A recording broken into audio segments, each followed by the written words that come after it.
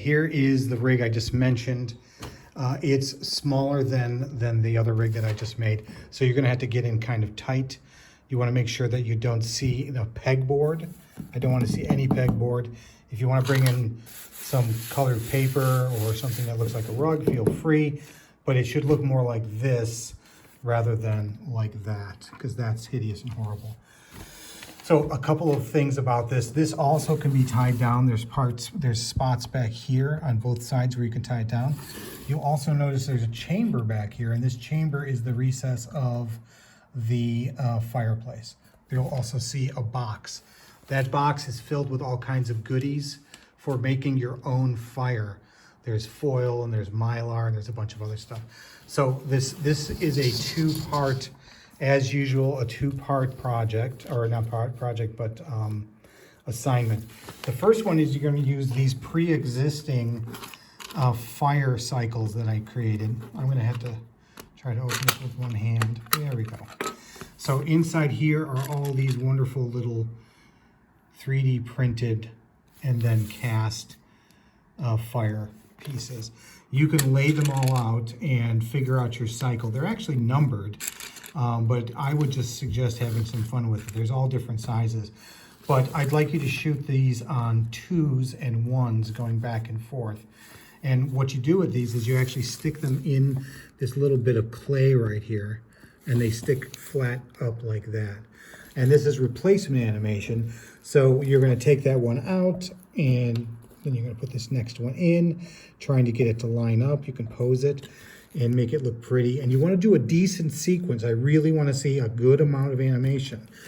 When you do the lighting, right now it's a little bright right here. Make sure that's a little bit darker in the face, but there is a beam of light coming down this fireplace. And the way that's done is by having an extra light up here like this, shooting over the top and across the set so that you don't actually affect this part of the set.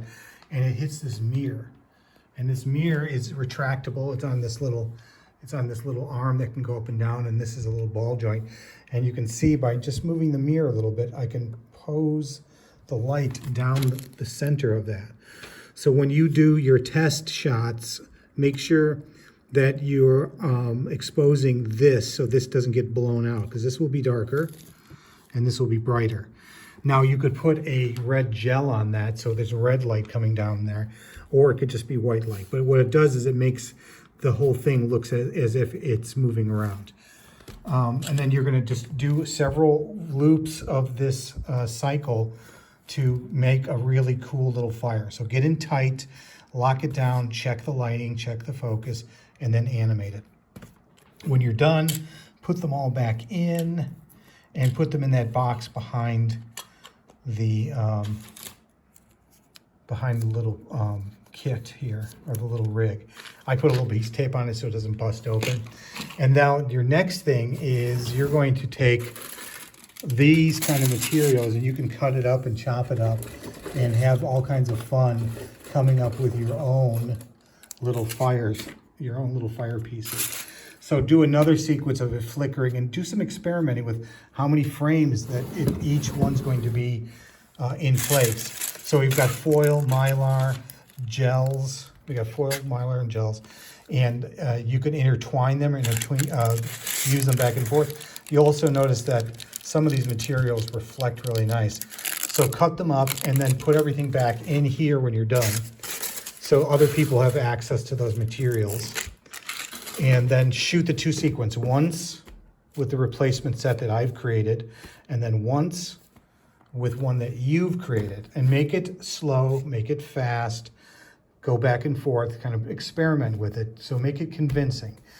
Now, you might want to include some smoke, which will make your life a lot more difficult, but it is possible. So if you're going to do that, try to rig it using this same contraption right here and having it rise up out of there. Depends on how much time you want to do it.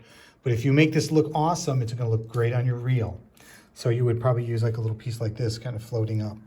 But make sure you take your time with it and make sure this is locked down. And make sure that your camera is locked down as well and tight. Not so tight that you can't tell that this is a fireplace, but out far enough where you can see the whole vignette, but not go past the edges of these. Please let me know if you have any questions, but this is the assignment for this week. I'm recovering, but I am around, so if you have questions, feel free to contact me. You can see how this retracts like that, and it's posable. So it'll be waiting here for the week after. This is the stuff you're doing now. Okay.